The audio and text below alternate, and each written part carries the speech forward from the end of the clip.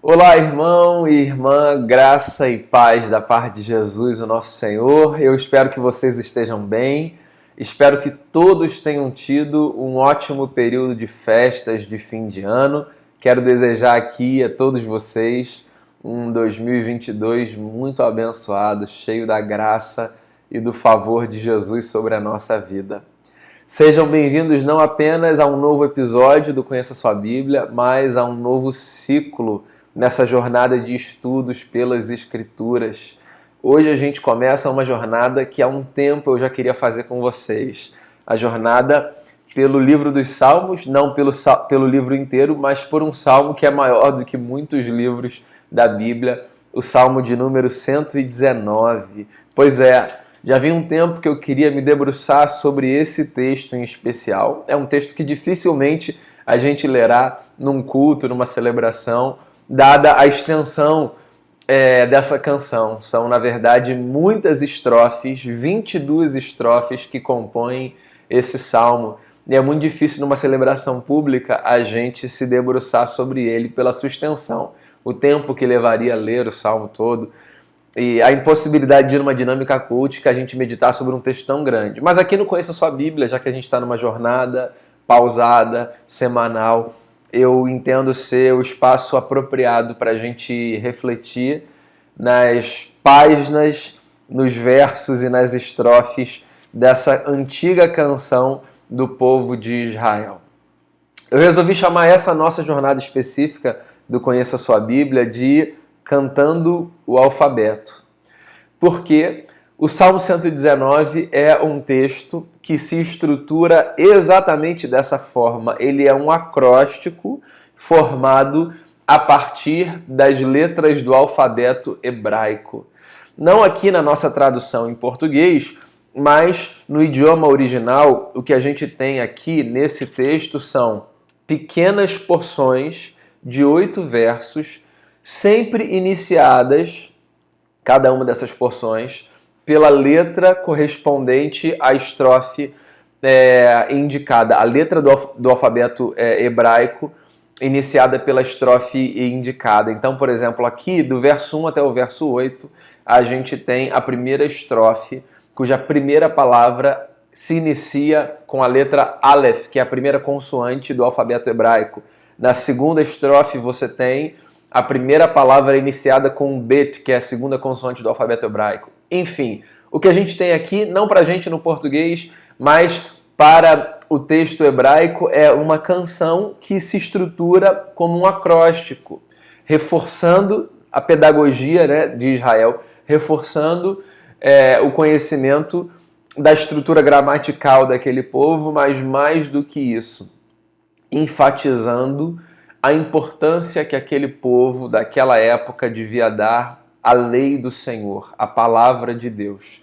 O Salmo 119 é um salmo que se divide em estrofes que todas elas prestam o seu tributo à lei do Senhor, à palavra de Deus. Então é um salmo que se propõe a reforçar na mente e no coração dos seus leitores o valor e a importância da Torá, da lei de Deus.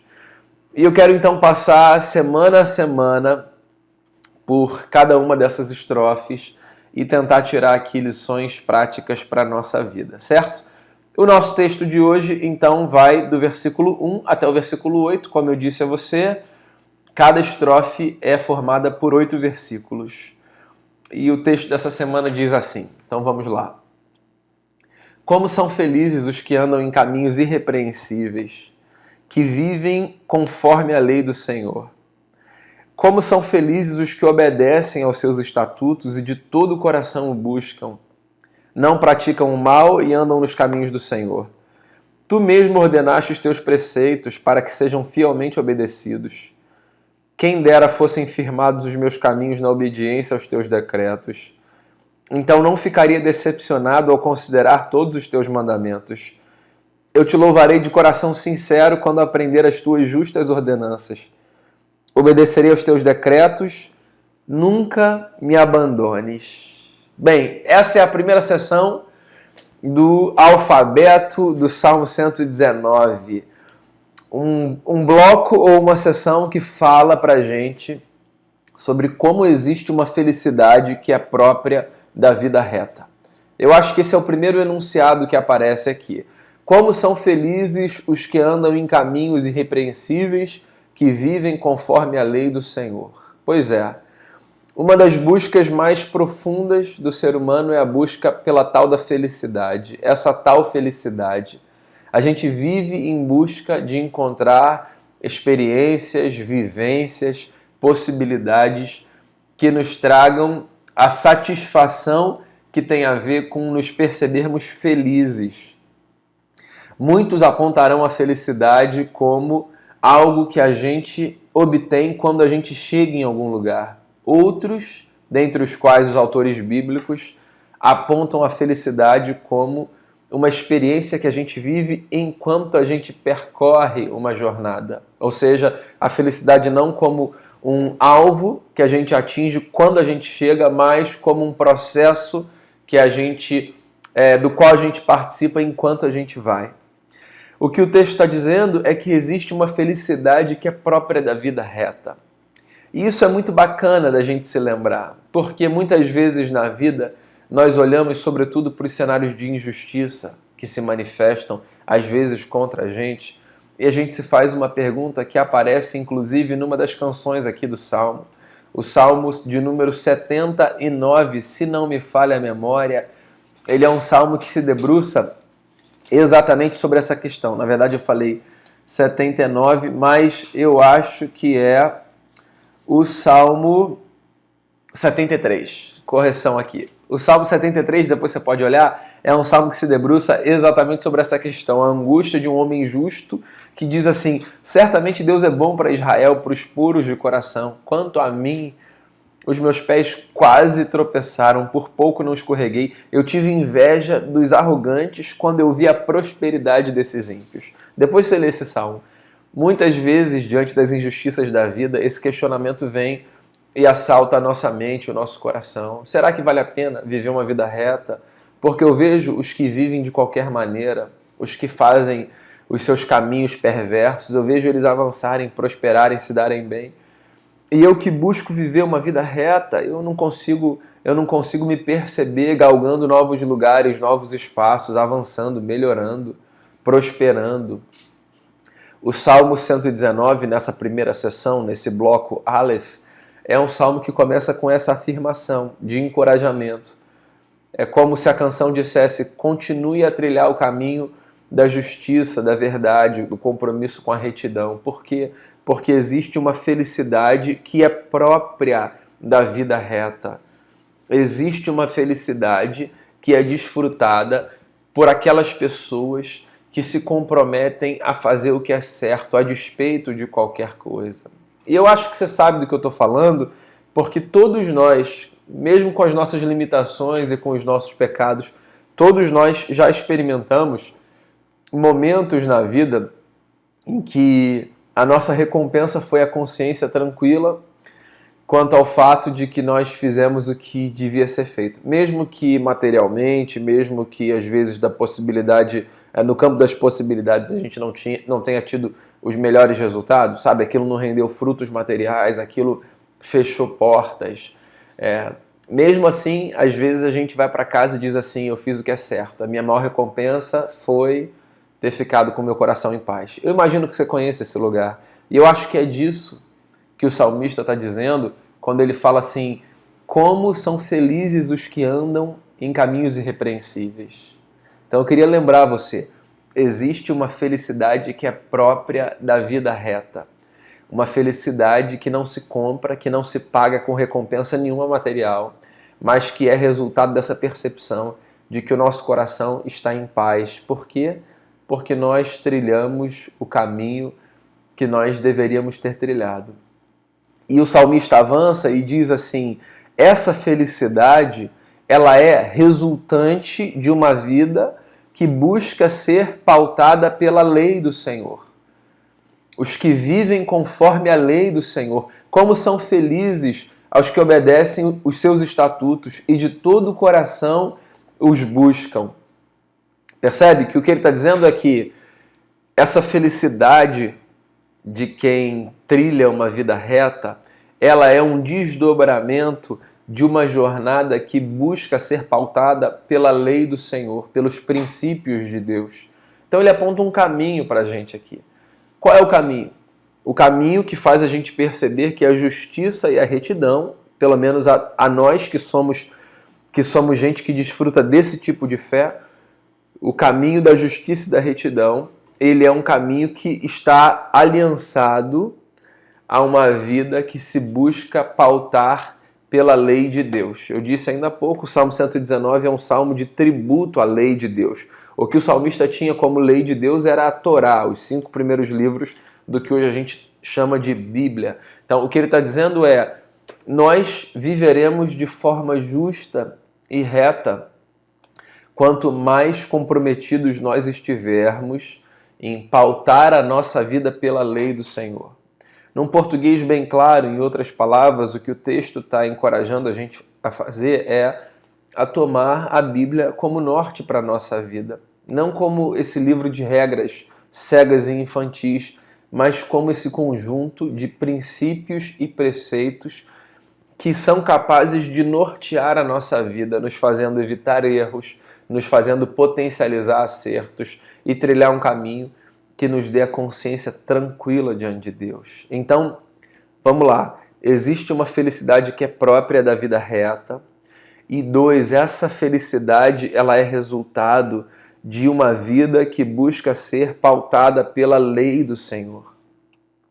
E aí alguém pode se perguntar assim, mas por que é tão importante esse lance de você ser pautado pela lei do Senhor? Por que dá tanto valor a um livro tão antigo, escrito por tantas pessoas de tantos lugares, um livro datado sob muitos aspectos, ou seja, um livro que trata de alguns temas que hoje a humanidade já nem considera mais? Essa pergunta é uma pergunta que já deve ter chegado a você, a mim pelo menos ela chega com uma certa frequência. Por que darmos à Bíblia o valor que nós, gente de fé, no Deus que se revela em Cristo Jesus e que nos fala através desse livro, por que darmos esse valor a esse texto? A resposta para essa pergunta não está em outro lugar que não no campo da fé. Não é uma resposta científica, não é uma resposta investigável do ponto de vista dos métodos, ela é uma resposta da fé. E é a resposta que inclusive o próprio texto oferece no versículo 4. A gente tem essa estima por esse livro que a gente considera sagrado, porque pela fé o que a gente acredita é que esse livro é resultado da revelação de Deus na história. Essa é uma resposta de fé e sempre será uma resposta de fé. É, por exemplo, a resposta que Paulo, numa carta, oferece a um jovem pastor chamado Timóteo, orientando a permanecer fiel ao texto. Paulo diz assim, Timóteo, use sempre a Escritura e não a despreze, porque ela foi soprada por Deus. A Bíblia Paulo diz a Timóteo, a Escritura é theopneumatos. Ela é resultado do sopro pneuma de Deus, theo. É bonito isso. Paulo se vale de uma metáfora que era conhecida do povo de Israel, porque essa expressão ela aparece lá no livro de Gênesis, para falar sobre a formação do homem. Lembra, Gênesis 1 e 2, Deus soprou no homem o seu fôlego e fez dele alma vivente. Essa expressão que era conhecida na literatura daquele povo, Paulo toma emprestado para falar do valor que ele dava ao livro, ao texto sagrado. E ele diz assim, esse texto é sagrado porque esse texto ele foi soprado por Deus. É uma metáfora que Paulo utiliza para provocar a consciência do jovem pastor Timóteo a percepção de que existe vida nesse livro. Existe vida por quê? Porque tudo aquilo sobre o qual Deus lança o seu sopro, o seu fôlego, se torna experiência de vida. Então, por que a gente dá ao livro um valor tão grande? Por que a gente procura pautar a nossa vida a partir dos preceitos desse livro? Porque a gente acredita que esse livro é formado por preceitos e valores que vêm do próprio Deus. Deus nos orienta a partir dele, Deus nos sonda a partir dele, Deus nos dá a possibilidade de experimentar vida numa perspectiva assim quase que indescritível, quando a gente se abre para que as palavras desse livro encharquem a nossa existência e nos apontem caminhos e direções. Então, volto a dizer, é matéria de fé. O valor que a gente dá à Bíblia é porque, pela fé, o olhar que a gente tem acerca desse livro esse livro é produto da revelação de Deus a um povo e tem como objetivo nortear a nossa história para que a gente viva bem. Então, não abandone o livro. Pelo contrário, trate o livro com a estima que é devida a ele.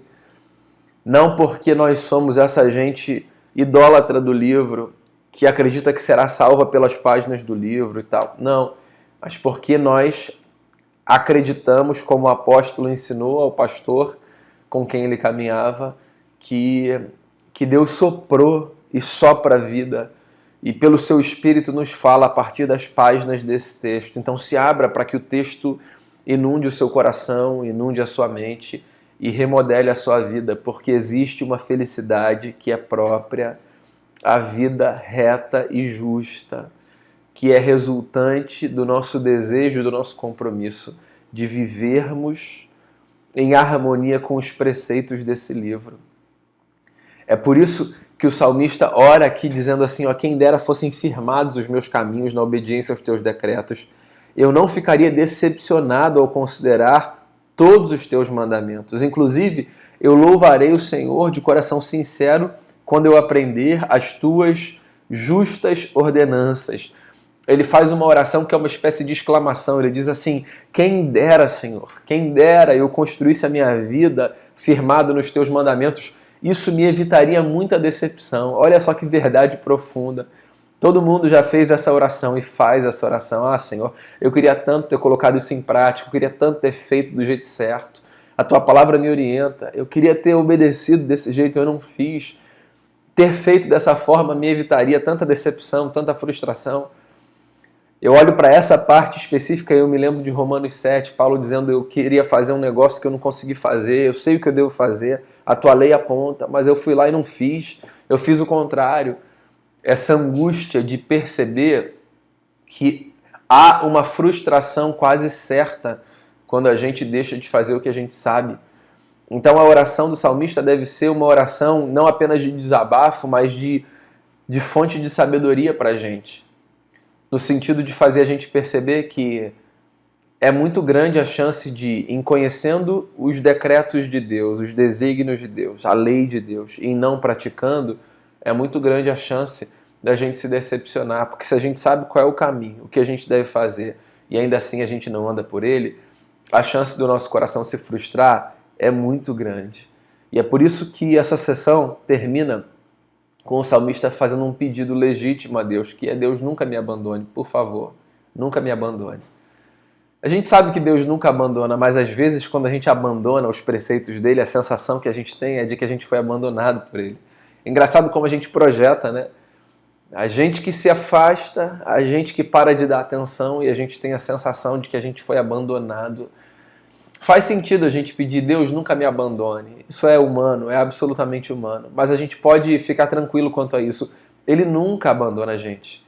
Agora, por outro lado, a gente corre o risco às vezes de abandonar os preceitos, o caminho da justiça, a fé no fato de que pela palavra a gente experimenta a vida. Às vezes a gente abandona, isso se afasta da gente. E o que a gente precisa fazer? Trazer isso de volta para o coração e para a consciência. É por isso que esse salmo é um salmo tão necessário, porque ele é uma lembrança constante do valor da palavra na nossa vida. É uma lembrança constante da preciosidade que é termos um texto a partir do qual Deus nos fala ao coração. Como são felizes aqueles e aquelas que andam em caminhos irrepreensíveis e que vivem conforme a lei do Senhor. Então, para mim e para você, nessa primeira experiência aqui do Conheça a Sua Bíblia desse novo ano, nessa primeira sessão dessa jornada cantando o alfabeto, para mim e para você hoje existem essas lições básicas e simples, mas que eu espero que te ajudem na caminhada. Não se esqueça, existe uma felicidade que é própria da vida reta. Não acredite na enganação de que felizes são os que encontram os seus caminhos e dão os seus jeitinhos e prosperam. No fim, a história de quem escolhe o caminho da perversidade, da malandragem, da injustiça, não é uma história muito satisfatória. Existe um vazio que nunca será preenchido pelos caminhos de injustiça. Ele permanecerá ali. E o inverso também é verdadeiro. Existe uma felicidade que sempre recompensará aqueles que andam no caminho da retidão. Sempre. Há uma felicidade que é própria do caminho reto. Não se esqueça também, ela é sempre resultado de uma vida que busca ser pautada pela lei do Senhor. Então, se você é gente de fé, não dissocie retidão de palavra de Deus, não dissocie uma vida reta de uma vida em aliança, em harmonia com os preceitos de Deus. Por quê? Por matéria de fé, essa é a terceira lição. Os preceitos de Deus, nós os chamamos assim não apenas porque nós acreditamos que eles nos foram oferecidos por gente de Deus, mas porque pela fé nós carregamos a convicção de que eles foram soprados pelo Eterno com esse fôlego que dá vida. Então o que vem de Deus vem para nos devolver vida, vida em abundância, vida plena, vida bonita. Então permaneça firme aos preceitos, porque através dos preceitos Deus nos fala ao coração e nos oferece a sua vida. E nunca se esqueça, construir a sua história pautada nos mandamentos é importante porque, dentre outras coisas, isso evita decepções. Pois é, a gente se decepciona menos quando a gente vive uma vida pautada nos preceitos de Deus. E, por fim, faça a oração sempre que você desejar, dizendo: Deus, não me abandone, por favor. Sobretudo quando a gente o abandona, a gente se vê impelido a fazer essa oração. Mas em resposta à própria oração de angústia que você faz, lembre-se, Ele nunca abandona a gente. Ele sempre estará do nosso lado, não apenas hoje, mas até o fim. Eu espero que essas pequenas, mas poderosas lições abençoem o seu coração e encorajem você, a permanecer firme nessa caminhada de apreço e de valor a Deus e a sua santa e bendita palavra. Semana que vem a gente continua cantando o alfabeto e meditando nessa linda canção de Israel. Deus abençoe você, a sua casa e até o nosso próximo encontro.